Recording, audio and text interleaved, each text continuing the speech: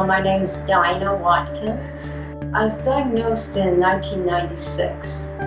I had these ulcers on my fingers that wouldn't heal, and after seeing about 3 dermatologists, the last one sent me to see a rheumatologist because she thought it might be scleroderma. So my first symptoms were finger ulcers, and that started in '95. Scleroderma affecting my life. I'd say in the last 2 years, it's been affected me more just in terms of mobility and hand movements. But generally, I have a pretty positive outlook, and I think what keeps me grounded is my faith and knowing that I have a good support system. And there are so many other people who have really much more difficult challenges.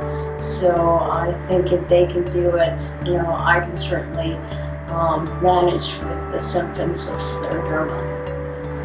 Not really too much. They help out at home a bit more, but I wouldn't say there's any significant impact. How do I cope with scleroderma? I have a great dog. She's terrific, and my family helps out, and I think my faith and friends. Yeah. Let's see. Dr. Young was really great, and Dr. Fernandez, and explaining the effects on the pulmonary system. I'm really grateful that Dr. Bottini is here and leading this up. I've been to the UCLA Scleroderma Clinic, and it's just great to have something down here in San Diego.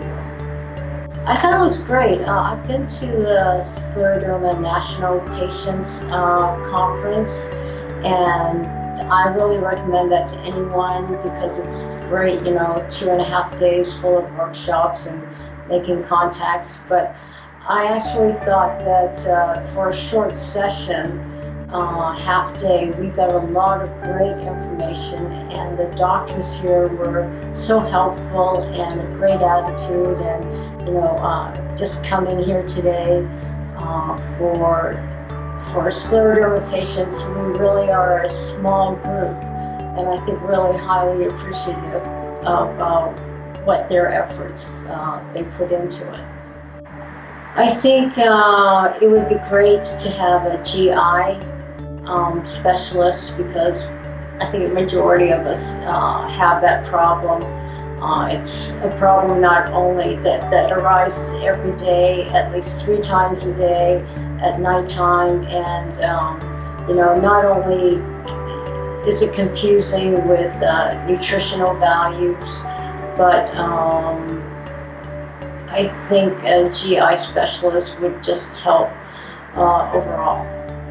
By bringing resources and information that's been very accessible, and support groups, because like I said, I think there's 4 times as many blind people in the US as there are scleroderma patients, and you don't often see a blind person on the street. So if you can imagine that's how small our numbers are. I think they're doing a great job, and I really appreciate a day like this.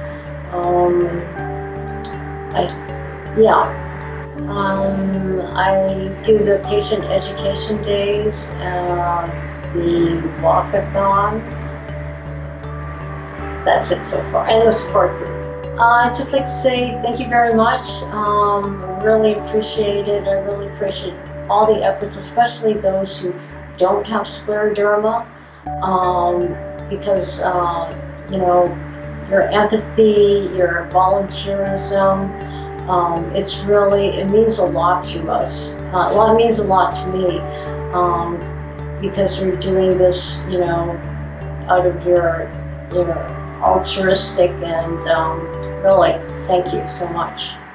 Scleroderma is a autoimmune disease that affects the body's connective tissues. It has no known causes and no known cure. 1 in under 1,000 Americans have it. It is painful, debilitating, and in some cases, fatal. My name is Dinah Watkins. I'm a writer. I have scleroderma, but I don't let it define me.